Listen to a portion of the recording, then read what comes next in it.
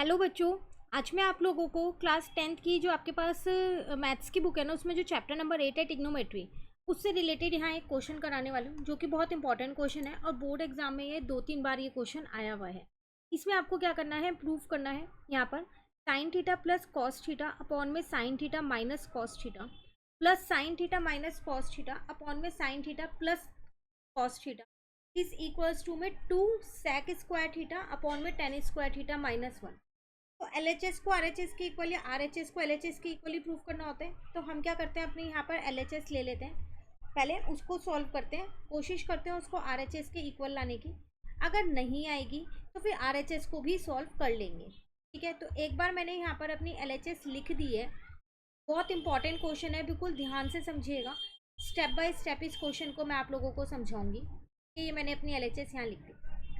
एक बार स्टार्ट करने से पहले एक चीज़ बताना चाहूँगी कि ये क्वेश्चन मैंने लिया कौन सी बुक से। यहाँ पर हमारे पास एक सीबीएसई का क्वेश्चन बैंक है जो स्पेशली अब जो एग्ज़ाम होने वाला है आपके पास 2025 में, उसी पे बेस्ड है ये ओसवाल गुरुकुल का क्वेश्चन बैंक।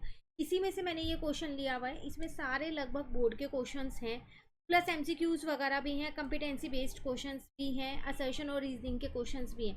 मतलब एक एग्जाम में जिस तरीके के क्वेश्चन आते हैं, जो पैटर्न होता है, सारे क्वेश्चंस उस तरीके के इस बुक में आपको मिल जाएंगे। एक बार जल्दी से बुक दिखा देती हूँ, उसके बाद हम अपने वापसी क्वेश्चन पे आ जाते हैं। तो स्टार्टिंग में यहाँ पर ना मुझे सिलेबस दे रखा है इस बुक के अंदर, ताकि आप जो जो टॉपिक करते रहें उसको टिक लगाते रहें कि ये टॉपिक्स आपके कवर हो चुके हैं। उसके बाद हमारे को यहाँ पर क्वेश्चन पेपर किस तरीके से आता है वो पूरा बता रखा है कि कैसे मार्किंग स्कीम होती है, वो सारी चीज़ें बता रखी हैं। देन आपको ये कंटेंट दे रखा है। उसके बाद देखा जाए तो यहाँ पर आपको ये चैप्टर का माइंड मैप, हर चैप्टर के माइंड मैप दे रखे हैं जो बहुत इंपॉर्टेंट होते हैं एग्जाम टाइम के लिए, क्योंकि एग्जाम में सारे चैप्टर्स तो दोबारा रिवाइज होते नहीं है, तो माइंड मैप से ही रिवाइज किए जाते हैं, है ना। उसके बाद एक प्लस पॉइंट इस बुक का ये दे रखा है कि यहाँ पर आपको ये सारी चीज़ें बता रखी हैं कि कौन से चैप्टर में कौन सा टॉपिक डिफिकल्ट है और बच्चे उस चैप्टर में क्या क्या गलती करते हैं। तो आपको पहले से ही पता है कि इस चैप्टर में ये गलतियाँ हो सकती हैं, तो ऑब्वियस सी बात है आप वो गलती एग्जाम में दोबारा नहीं करोगे, तो आप उसे पहले ही अच्छे से क्लियर करके जाओगे, है ना।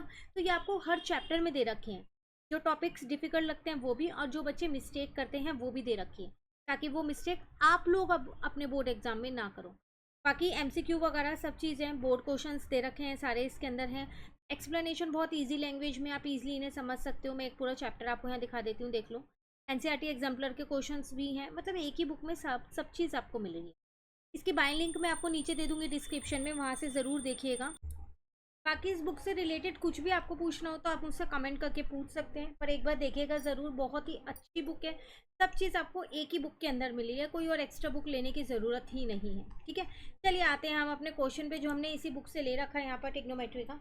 तो हमने यहाँ पर अपनी लेफ्ट हैंड साइड लिख ली थी, अब इसको सॉल्व करते हैं। तो मैं क्या करती हूँ, यहाँ पर ना बेस सेम करने के लिए एलसीएम ले लेती हूँ। मैंने यहाँ पर लिया साइन थीटा माइनस का कॉस थीटा और साइन थीटा प्लस का कॉस थीटा। तो यहाँ पर आ जाएगा sign theta plus cos theta का होल स्क्वायर, प्लस यहाँ पर आ जाएगा sign theta minus cos theta का होल स्क्वायर। ठीक है ना। अब ऊपर भी आइडेंटिटी लग रही है और नीचे भी, तो पहले न्यूमरेटर में आइडेंटिटी लगा देते हैं ए प्लस बी के होल स्क्वायर की। तो A square plus B square plus 2ab। ठीक है, अब सेकेंड ब्रैकेट में लगा दूँ ए माइनस बी के होल स्क्वायर की, A square plus B square और माइनस का 2ab। आइडेंटिटी जो भी आप लगाओ, सारी आइडेंटिटीज आपको साइड में लिख के आनी है। नीचे डिनोमिनेटर में लग रही है मेरी ए प्लस बी ए माइनस बी की, तो ये हो जाएगा ए स्क्वायर माइनस का बी। आइडेंटिटीज जो मैंने यहाँ यूज़ किया उनको मैं यहाँ पर लिख रही हूँ। ए प्लस बी का होल स्क्वायर मैंने एक तो यूज़ किया है, एक मैंने ए माइनस बी का होल स्क्वायर यूज़ किया है। ठीक है, और एक मैंने यहाँ पर ए प्लस बी और ए माइनस बी यूज़ की। सारी आइडेंटिटीज लिख के आना, वरना एग्जाम में नंबर कट जाएंगे। अब देखो ये तो आपस में कट हो गया, तो यहाँ पर आ गया मेरे पास 2 साइन स्क्वायर थीटा, प्लस यहाँ पर आ गया मेरे पास 2 कॉस स्क्वायर थीटा। नीचे मेरे पास साइन स्क्वायर थीटा माइनस का कॉस स्क्वायर थीटा ऐसी है।